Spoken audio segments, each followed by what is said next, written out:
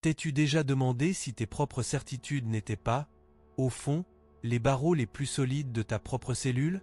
C'est le genre de question qui fout le cafard dès le matin. Mais reste avec moi 2 secondes parce que ce que tu vas découvrir maintenant risque de te secouer un peu les puces. On vit tous avec cette impression de maîtriser notre trajectoire, de porter des convictions qui nous appartiennent, alors qu'en réalité, beaucoup d'entre nous s'enferment volontairement dans une prison idéologique sans même s'en rendre compte. On se construit une armure de principes tout faits, une vision du monde gravée dans le marbre, simplement parce que la réalité est devenue trop lourde à porter. Tu vois le genre? Ce moment où tu préfères avoir tort avec une doctrine rassurante plutôt que d'affronter le vide abyssal d'une vérité qui fait mal. On cherche tous une logique, un sens à ce bordel ambiant, et c'est là que le piège se referme. On finit par s'enchaîner à des idées qui ne sont pas les nôtres, juste pour anesthésier cette douleur sourde, cette blessure qui n'a même pas de nom mais qui bouffe tout de l'intérieur. Franchement, t'as jamais eu l'impression de jouer un rôle, de défendre un camp ou une vision du monde juste parce que l'alternative, c'est-à-dire le chaos, te fout les jetons? On est en plein dedans. C'est le truc le plus relou de la psychologie humaine. Cette dépendance invisible à une idéologie qui nous sert de béquille. On croit s'émanciper, on croit avoir pigé le vrai système, mais en vrai, on ne fait que troquer une chaîne pour une autre. C'est le grand paradoxe des gens qui affichent une certitude absolue. Plus le mec crie fort qu'il détient la vérité, plus il est probable qu'il soit terrifié par le moindre doute. C'est pas de la force, c'est de la survie psychique. C'est comme si on préférait crever dans un désert familier plutôt que de chercher l'eau dans l'inconnu. Est-ce que t'as déjà ressenti ce décalage, ce petit glitch dans ta matrice personnelle où tu te rends compte que tes convictions ne sont que des pansements sur une fracture ouverte? On marche tous dans la rue avec nos masques, persuadés que notre vision du bien, du mal ou de la justice est la seule qui tienne la route.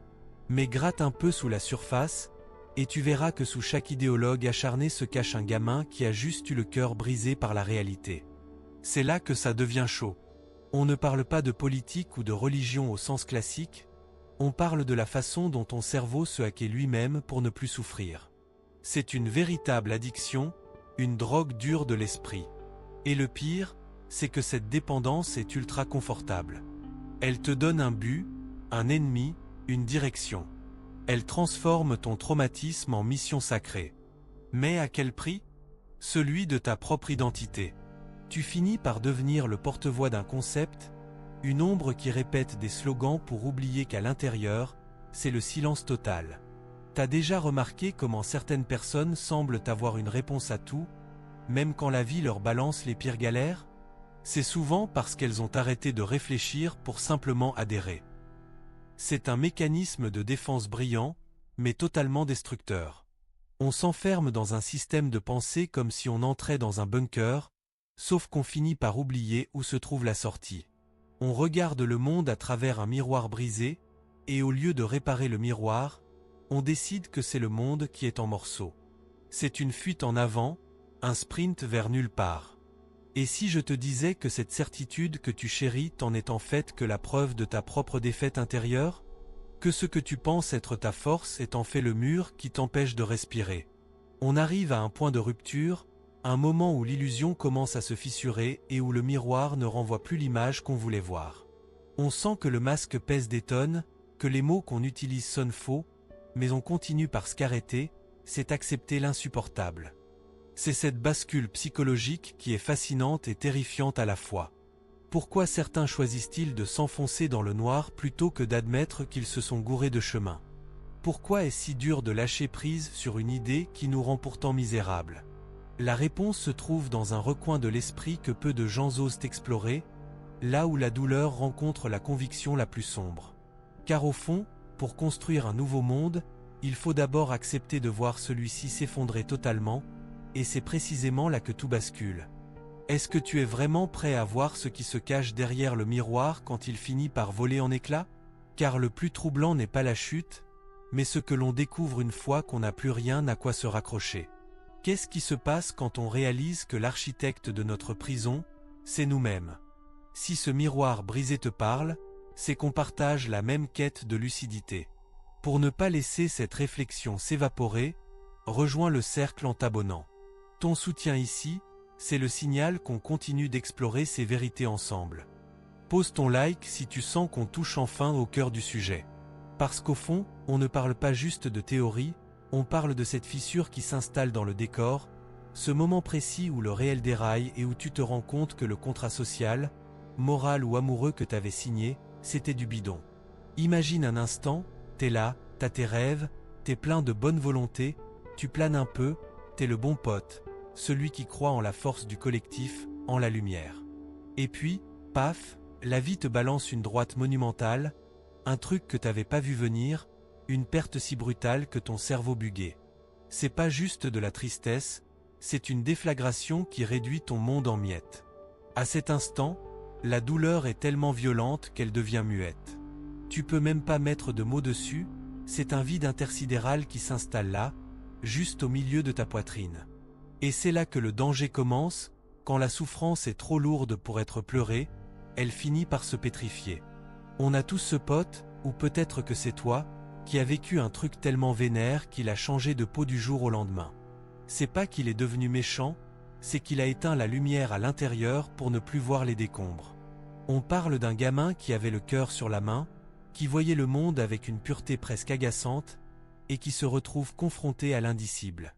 Imagine la scène, tu perds l'unique personne qui donnait un sens à tes efforts, celle qui était ton ancrage dans ce monde de brutes. Et là, c'est le blackout. La vérité cachée derrière ce genre de drame, c'est que l'esprit humain n'est pas fait pour supporter l'absurde. On a besoin que les choses fassent sens. Si le bien ne gagne pas, si l'innocence est sacrifiée sans raison, alors tout le système s'effondre. C'est le début de la transformation, une mutation invisible qui se joue dans les coulisses de l'âme. Le mec ne pleure pas, il ne crie pas, il ne fait pas de scandale. Il regarde juste les morceaux de son existence et il décide, inconsciemment, que ce monde-là est une erreur de calcul. C'est là que la rigidité s'installe. On passe d'un être fluide, capable d'aimer et de douter, à un bloc de béton armé. La douleur non élaborée, c'est comme un poison qui stagne. Ça ne s'évapore pas avec le temps, ça fermente. Et cette fermentation, elle crée une nouvelle mentalité, un truc radical. Tu te dis, si la réalité est une farce, alors je vais créer ma propre pièce de théâtre. C'est une réaction de défense ultime. Pour ne plus jamais ressentir ce déchirement, on se coupe de ses émotions. On devient une machine, un architecte de l'ombre, obsédé par l'idée de réparer l'irréparable, non pas en soignant la blessure, mais en changeant les règles de l'univers. C'est fascinant et flippant de voir comment une décision prise dans le noir complet peut impacter toute une vie, voire des générations.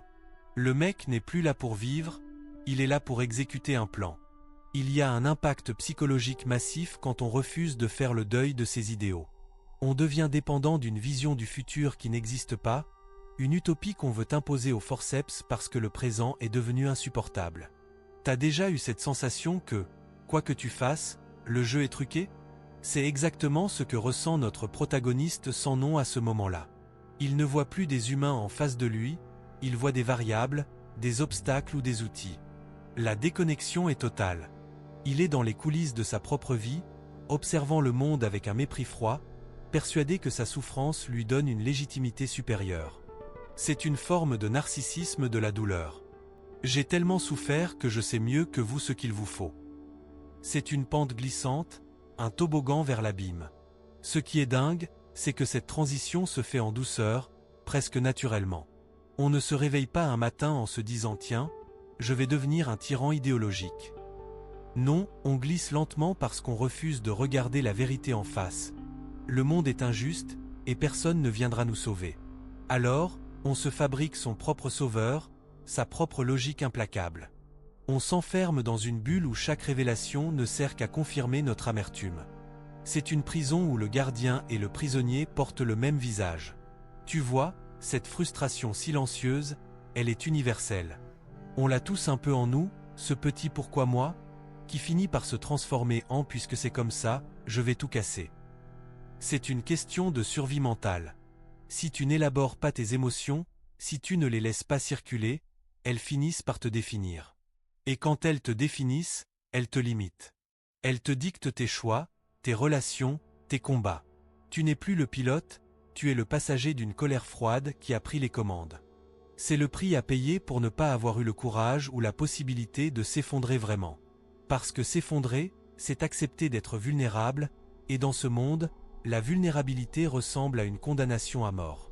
C'est là que les révélations sur notre propre fonctionnement deviennent percutantes. On se rend compte qu'on est tous à un drame près de basculer dans cette rigidité. On cherche tous une bouée de sauvetage idéologique quand on a l'impression de se noyer. Le problème, c'est que la bouée est souvent lestée. Elle t'empêche de couler dans l'immédiat, mais elle t'empêche aussi de nager vers la rive. Tu restes là, à flotter dans un entre-deux glauque, convaincu que c'est la seule façon de tenir le coup. C'est l'histoire de celui qui a arrêté de chercher la lumière parce qu'il s'est habitué à l'obscurité, au point de croire que c'est lui qui l'a inventé. Imagine le poids de ce secret, cette vérité occulte que tu caches même à toi-même. Derrière chaque acte de froideur, derrière chaque décision radicale, il y a ce petit noyau de douleur pure, intact, comme s'il s'était figé dans le temps au moment de l'impact. Le temps passe, le monde change, mais à l'intérieur de cette armure, c'est toujours le même instant, la même seconde de rupture qui tourne en boucle. C'est une boucle temporelle émotionnelle. Et pour s'en sortir, il faudrait accepter que tout ce qu'on a construit depuis, toute cette idéologie, tout ce personnage de dur à cuire, n'est qu'un immense château de cartes bâti sur une fondation de larmes séchées. C'est terrifiant, non? Préférez l'apocalypse mondiale à une séance d'introspection. Maintenant, je veux aller encore plus profond dans ce sujet. Parce qu'une fois que l'armure est scellée, il se passe un truc encore plus étrange. On commence à recruter. On veut que le reste du monde valide notre vision des choses, parce que si tout le monde est dans la même prison que nous, alors ce n'est plus une prison, c'est la normalité.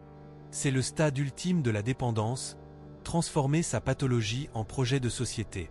On n'est plus dans la simple survie, on est dans la conquête. On veut que chaque être humain sur cette planète ressente ce vide, pour ne plus être le seul à avoir froid. C'est une forme de solidarité macabre, un partage de la désolation qui donne l'illusion d'une mission noble. Mais ce que cette personne oublie, ce que nous oublions tous quand on s'enferme dans nos certitudes, c'est que la réalité a une peau dure. Elle finit toujours par revenir frapper à la porte, souvent avec le visage de ce qu'on a essayé d'effacer. C'est le retour du refoulé, la petite faille dans le plan parfait qui vient tout faire capoter. Parce qu'au bout du compte, on ne peut pas forcer le monde à être ce qu'il n'est pas. On peut se mentir, on peut manipuler les autres, on peut même changer le cours de l'histoire, mais on ne peut pas effacer le fait qu'à un moment donné, on a eu mal et qu'on a eu peur. Cette peur, c'est le fil d'Ariane qui nous relie encore à notre humanité, même quand on essaie de la nier de toutes nos forces. C'est un combat de tous les instants entre la volonté de puissance et la nécessité de la guérison. Et le plus souvent, on choisit la puissance parce que ça semble plus efficace, plus gratifiant. On préfère l'impact du fracas au murmure de la réparation. Mais cette puissance est creuse. Elle ne remplit rien, elle ne soigne rien. Elle ne fait que creuser le fossé entre ce qu'on est et ce qu'on prétend être. Et c'est dans ce fossé que se joue la véritable tragédie de l'existence. Écris-moi dans les commentaires, ça résonne en moi. Maintenant, je veux aller encore plus profond dans ce sujet. Parce que c'est précisément là que le piège devient confortable, comme un vieux canapé défoncé où on finit par s'endormir par pure fatigue mentale. T'as déjà remarqué comment, quand tout part en vrille dans ta vie, t'as ce besoin viscéral de trouver un coupable ou une explication universelle. C'est là que l'idéologie intervient, non pas comme une réflexion, mais comme une véritable anesthésie psychologique. C'est le shoot de certitude qui vient calmer la panique. Quand le monde réel devient trop chaotique, trop injuste, trop relou à gérer, on se jette sur des idées absolues comme un mort de faim sur un grec à 3 heures du mat. Pourquoi? Parce que l'idéologie, c'est du prêt à accent grave pensé. Ça t'offre un kit de survie clé en main. Ça organise le bordel dans ta tête, ça range tes émotions dans des petites boîtes bien étiquetées. Et surtout, ça élimine le truc le plus flippant de l'existence, le doute. C'est là que la transformation s'opère. Imagine que t'as une plaie béante, une douleur que tu ne peux pas soigner. L'idéologie, c'est le pansement compressif qui serre tellement fort que tu ne sens plus ton membre. Tu ne souffres plus, certes, mais tu ne ressens plus rien non plus. C'est une décision radicale que prend ton cerveau pour éviter de griller ses circuits. On se construit une mentalité de bunker. À l'intérieur, on est en sécurité, les murs sont épais, on a nos provisions de vérité toutes faites, et surtout, On a une fenêtre très étroite sur l'extérieur qui ne nous montre que ce qu'on veut bien voir. C'est le confort de la prison dorée. On troque sa liberté de penser contre une absence de douleur. Et franchement, entre nous, qui peut blâmer quelqu'un d'avoir envie d'arrêter de souffrir? Le problème, c'est que cette vérité occulta que tu t'es forgée, elle finit par devenir ton unique moteur. Tu ne prends plus tes décisions en fonction de tes besoins réels, mais en fonction de ce que ta doctrine personnelle t'impose. C'est l'impact invisible des bastidors de notre psyché. On croit être aux commandes, mais on est juste en train de suivre un script écrit par notre traumatisme. On élimine toute ambiguïté. Le gris n'existe plus, tout devient noir ou blanc, ami ou ennemi, vrai ou faux. C'est reposant, tu ne trouves pas? Ne plus avoir à se demander si on a tort, ne plus avoir à peser le pour et le contre, ne plus avoir à affronter la complexité des autres. C'est une forme de paresse émotionnelle déguisée en force de caractère. Mais ce mécanisme, il n'est pas réservé aux grands méchants de l'histoire ou aux personnages de fiction qui veulent mettre le monde dans un bocal. C'est en nous, là, maintenant. C'est le mec qui s'enferme dans une vision cynique des relations parce qu'il s'est fait larguer une fois de trop. C'est la meuf qui décide que tout le système est pourri pour ne pas avoir à affronter son propre échec. C'est toi, c'est moi, quand on refuse de voir la nuance pour protéger notre ego. On se shoot à l'indignation, on se dope à la conviction, et on finit par devenir dépendant de cette colère froide qui nous donne l'impression d'être vivant alors qu'on est juste en train de se pétrifier. Les révélations les plus dures sont souvent celles qui touchent à notre propre lâcheté face à la douleur. On préfère se raconter une histoire héroïque, se voir comme des martyrs d'une cause noble, alors qu'on est juste des naufragés qui s'accrochent à une planche de bois pourri. Cette dépendance, elle est sournoise parce qu'elle est valorisée.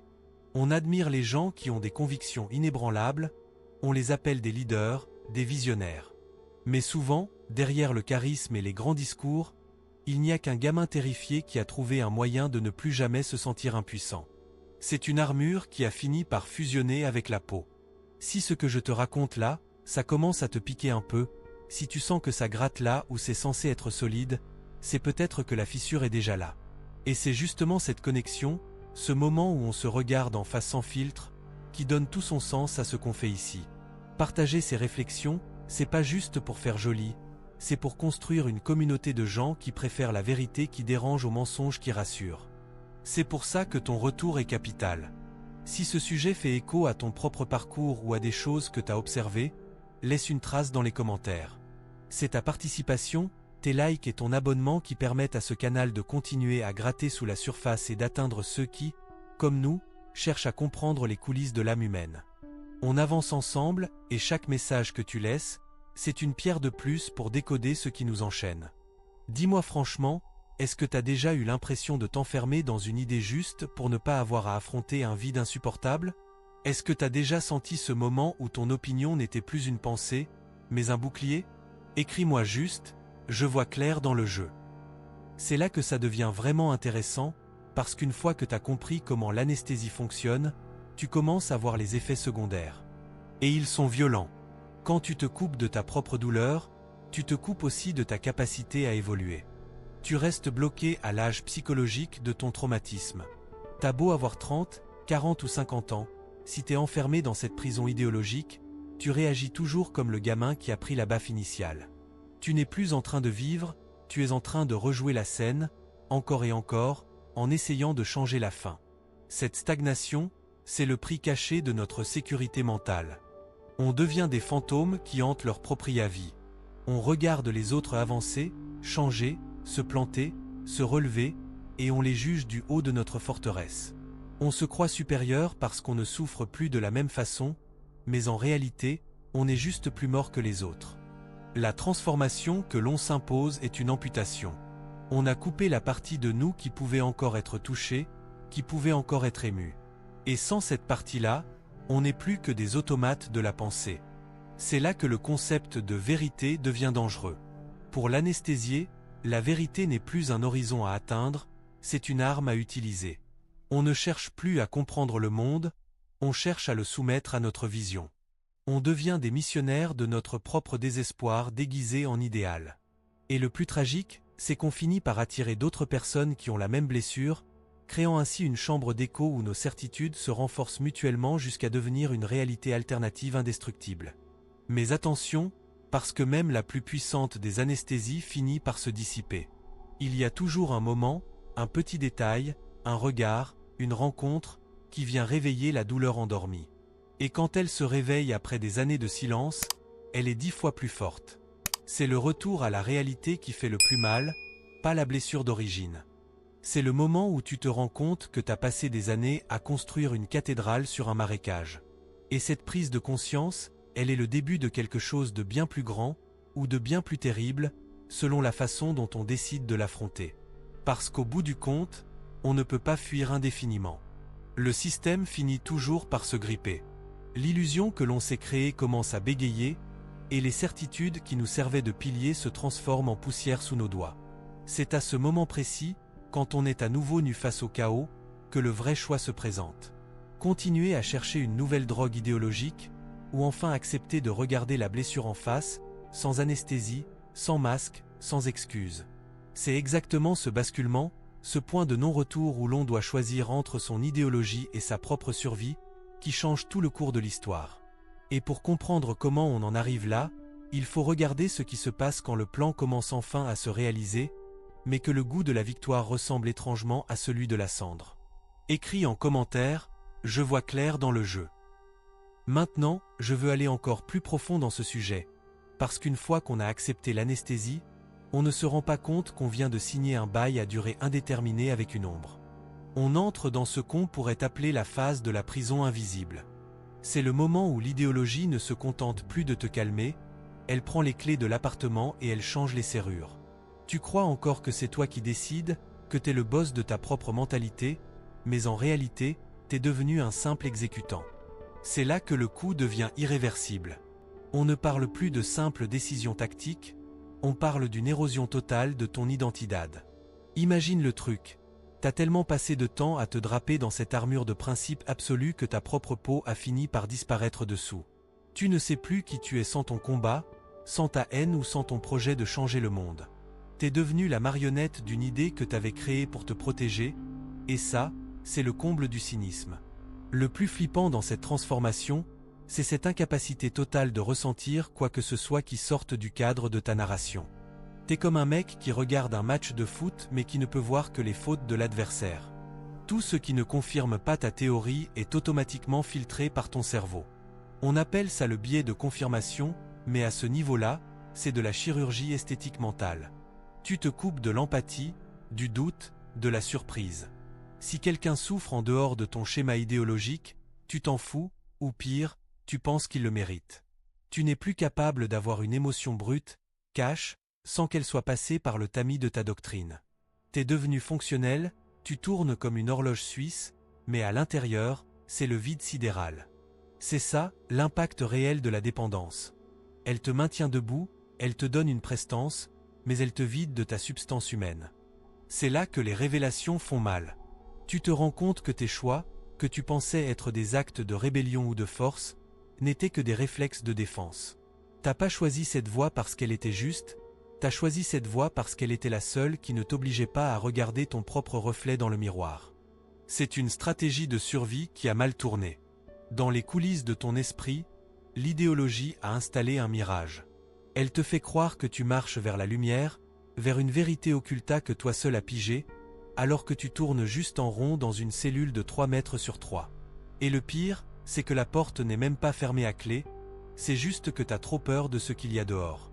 T'as peur que si tu sors de ta prison, la douleur que t'as enterrée il y a 10 ans te saute à la gorge comme un chien enragé. Alors tu restes, tu justifies l'injustifiable, et tu te persuades que c'est ça, la vraie liberté. Franchement, c'est un truc de ouf quand on y pense. On préfère être l'esclave d'une idée noire plutôt que d'être le maître de sa propre vulnérabilité. On sacrifie tout, ses potes, ses amours, son futur, juste pour ne pas avoir à dire j'ai eu mal. On s'invente des destins tragiques, on se prend pour des figures de style, alors qu'on est juste en train de nier l'évidence. L'idéologie ne te guide pas, elle ne te mène nulle part, elle te maintient juste dans un état de stase émotionnelle. Elle te permet de fonctionner en société, de mener tes plans à bien, de faire du bruit et de la fureur, mais sans jamais que ton cœur ne batte vraiment. Tu deviens un expert en logistique du désespoir. Chaque mouvement est calculé pour éviter le contact avec la réalité. C'est une performance artistique de chaque instant, un masque qui finit par te bouffer le visage. T'as déjà ressenti cette fatigue, ce poids sur les épaules quand tu dois défendre un truc auquel tu ne crois plus qu'à moitié, mais que tu ne peux pas lâcher parce que c'est tout ce qui te reste? C'est le syndrome de la sédimentation. Les couches de mensonges et de certitudes s'empilent les unes sur les autres jusqu'à former une roche ultra dure. Et toi, t'es coincé tout en dessous. On ne parle pas d'une petite erreur de parcours, on parle d'un naufrage consenti. La vérité occulta, c'est que beaucoup préfèrent la destruction totale à la remise en question. Parce que se remettre en question, c'est accepter que tout ce qu'on a fait, toutes les décisions qu'on a prises depuis la rupture, n'étaient basées sur rien d'autre que la trouille. C'est une pilule trop dure à avaler pour la plupart des gens. Ils préfèrent s'enfoncer encore plus loin, devenir encore plus radicaux, encore plus froids, juste pour valider leur investissement initial. C'est un cercle vicieux sans fin. Plus tu perds de ton humanité, plus tu as besoin de ton idéologie pour combler le trou. Et plus ton idéologie prend de la place, plus ton humanité s'étiole. À la fin, il ne reste plus qu'un concept qui marche et qui parle. On n'est plus dans la vie, on est dans la simulation. C'est le stade ultime de la prison invisible. Tu peux voyager, voir du monde, accomplir des exploits incroyables. Si ton esprit est enchaîné à une seule grille de lecture, tu restes un prisonnier. Un prisonnier de luxe, peut-être, mais un prisonnier quand même. L'impact sur ton entourage est dévastateur parce qu'il ne parle plus à une personne, il parle à un mur de slogans. Il n'y a plus de place pour l'échange, pour la surprise, pour l'imprévisible.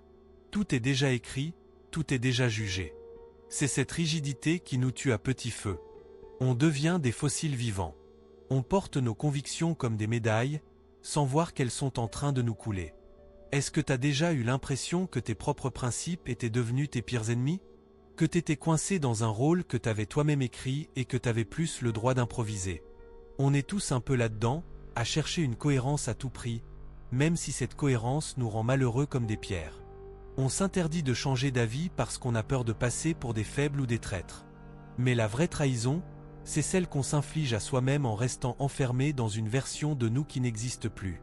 Le prix à payer pour cette sécurité mentale est exorbitant.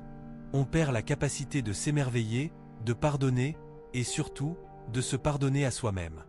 On reste bloqué dans un éternel présent de ressentiment. L'idéologie agit comme un conservateur, elle empêche la décomposition, mais elle empêche aussi la vie. T'es comme un spécimen dans du formol, t'as l'air intact, mais t'es mort depuis longtemps. Et le plus triste, c'est qu'on finit par aimer notre bocal.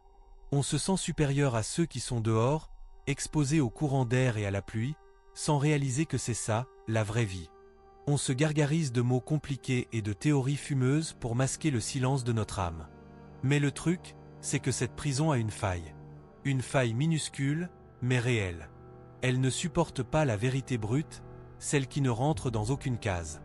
Elle ne supporte pas le moment où on arrête de rationaliser pour simplement être.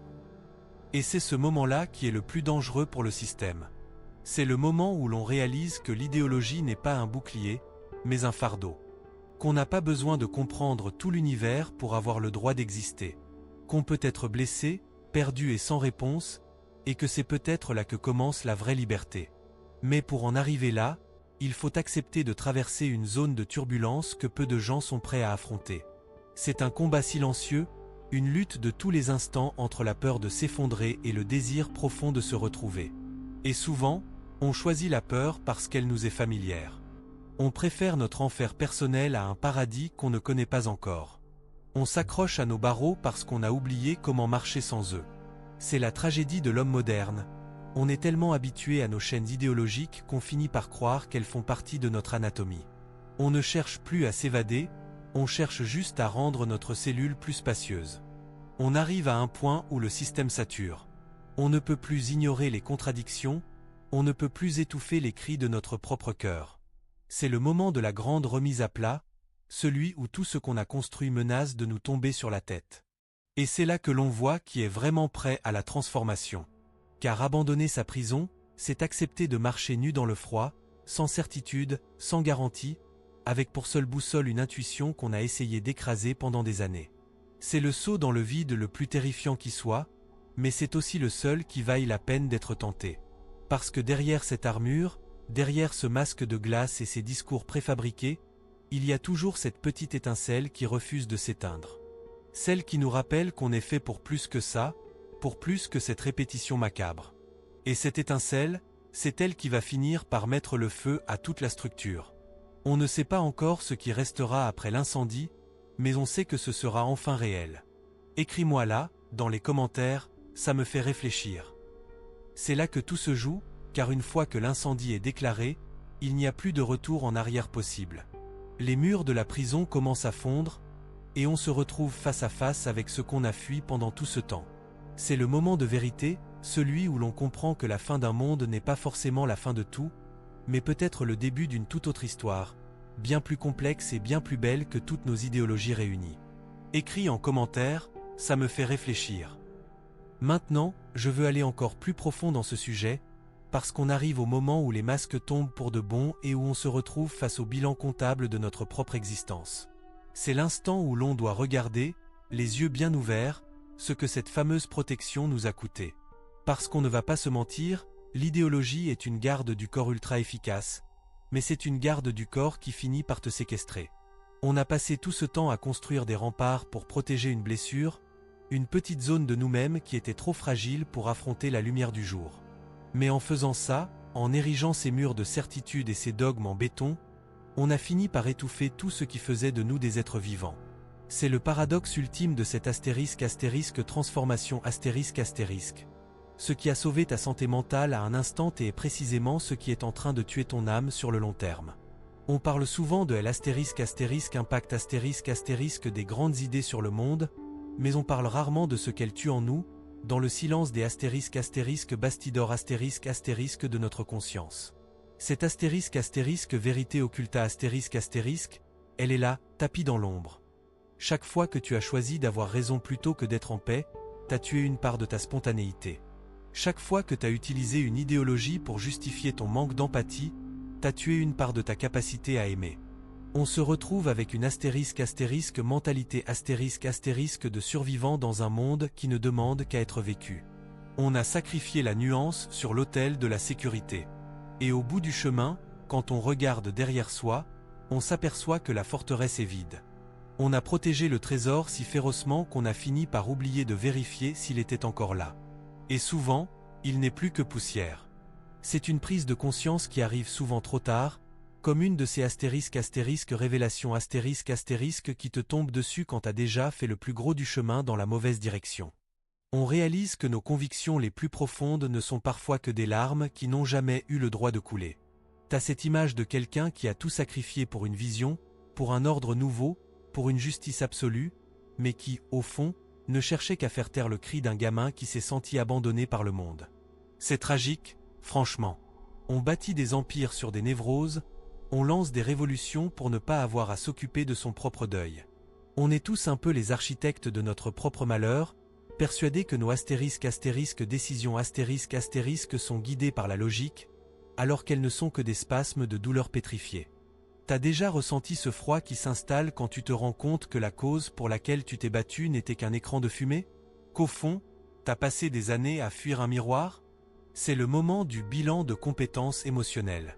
On regarde ce qu'on a protégé, notre ego, notre fierté, notre refus de souffrir, et on regarde ce qu'on a tué, notre curiosité, notre tendresse, notre lien aux autres. Le calcul est vite fait, mais il est insupportable. Alors, qu'est-ce qu'on fait? La plupart des gens préfèrent rajouter une couche de briques au mur. Ils se disent que s'ils s'arrêtent maintenant, tout ce qu'ils ont fait n'aura servi à rien. C'est l'escalade de l'engagement dans l'absurde. On s'enfonce dans le noir parce qu'on a peur que la lumière nous montre l'étendue du désastre. C'est là que le piège se referme définitivement. L'idéologie ne protège plus rien, elle ne fait qu'occuper l'espace pour ne pas laisser la place au vide. On devient des automates de la pensée, répétant des schémas qui ne nous nourrissent plus, simplement parce qu'on ne sait plus faire autrement. On a perdu le mode d'emploi de la vulnérabilité. On est comme ces soldats perdus dans la jungle qui continuent de faire la guerre alors qu'elle est finie depuis 30 ans. Ils ne savent plus être des civils. Ils ne savent plus vivre sans ennemis. Et nous, on ne sait plus vivre sans nos barrières idéologiques. On a peur que si on lâche nos certitudes, on disparaisse avec elles. Mais pose-toi la question, juste pour voir, qu'est-ce qui resterait de toi si tu enlevais toutes tes étiquettes? Si tu arrêtais de te définir par ce que tu détestes ou par ce en quoi tu crois dur comme fer? Ce qui reste, c'est justement cette blessure initiale, celle que tu as essayé de masquer avec tant d'énergie. Et c'est là que réside toute la cruauté de la chose. Pour vraiment guérir, il faudrait accepter que tout ce qu'on a construit en réaction à cette douleur n'est qu'un immense mensonge. Que l'armure n'est pas nous. Que la * prison invisible * est un choix de chaque instant. C'est une pensée qui donne le vertige, parce qu'elle nous rend notre responsabilité. On ne peut plus accuser le monde, le système ou le destin. On doit se regarder dans le blanc des yeux et admettre qu'on a été notre propre geôlier. C'est une solitude immense qui t'attend au bout de cette réflexion. Une solitude que aucune idéologie ne peut combler. C'est le moment où tu comprends que les réponses que tu cherchais n'existent pas, ou en tout cas, pas sous la forme que tu espérais. La vie n'est pas un problème à résoudre avec une équation politique ou philosophique. C'est une expérience à traverser, avec toute l'injustice et le chaos que ça implique. Et vouloir supprimer ce chaos par la force d'une idée, c'est vouloir supprimer la vie elle-même. On finit par préférer un monde mort mais ordonné à un monde vivant mais imprévisible. On devient les fossoyeurs de notre propre existence, tout ça pour ne plus jamais avoir à se sentir impuissant. On arrive à un stade où la conscience devient une charge. Tu commences à voir les ficelles partout. Tu vois comment tes potes, tes collègues, et même les gens que tu croises dans le métro sont tous en train de porter leur propre petit * prison idéologique * comme un sac à dos trop lourd. On est une société de dos courbé par le poids de nos certitudes. Et personne n'ose poser son sac, de peur que les autres ne voient ce qu'il y a vraiment dedans. C'est un bal masqué où tout le monde sait que tout le monde ment, mais où personne ne veut être le premier à enlever son loup. Parce que celui qui se démasque devient la cible de tous les autres. Il rappelle à tout le monde ce qu'ils essaient désespérément d'oublier. C'est peut-être ça, la * vérité occulta * la plus terrifiante. Il n'y a pas de sortie de secours facile. On ne se libère pas d'une dépendance idéologique comme on change de chemise. C'est un déchirement. C'est une amputation de l'ego. On doit accepter de ne plus savoir, de ne plus être celui qui a compris. On doit accepter de redevenir un ignorant, un être fragile qui tâtonne dans le noir. Et pour beaucoup, c'est un prix trop élevé. Ils préfèrent rester dans leur cellule, avec leur petite lampe de poche idéologique qui n'éclaire qu'un coin du mur, plutôt que de sortir affronter l'immensité de la nuit étoilée.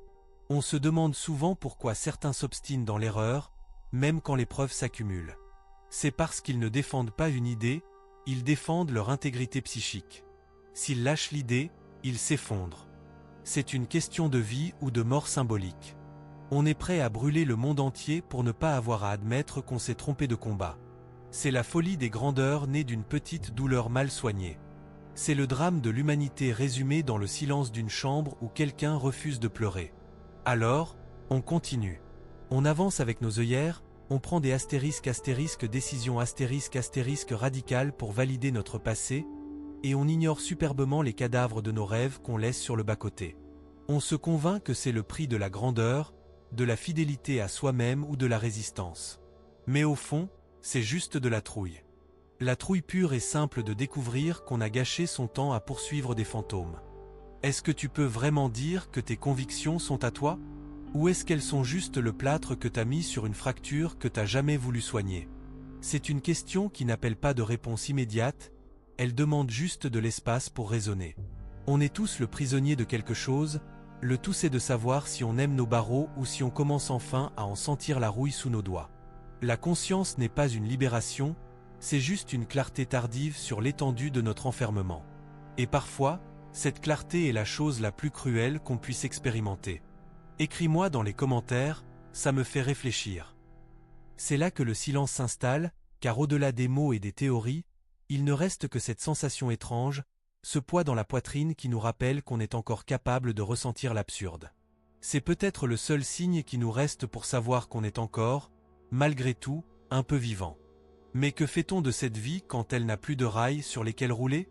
Que fait-on de soi quand le décor s'effondre et qu'il ne reste que le vide? Écris en commentaire, ça me fait réfléchir.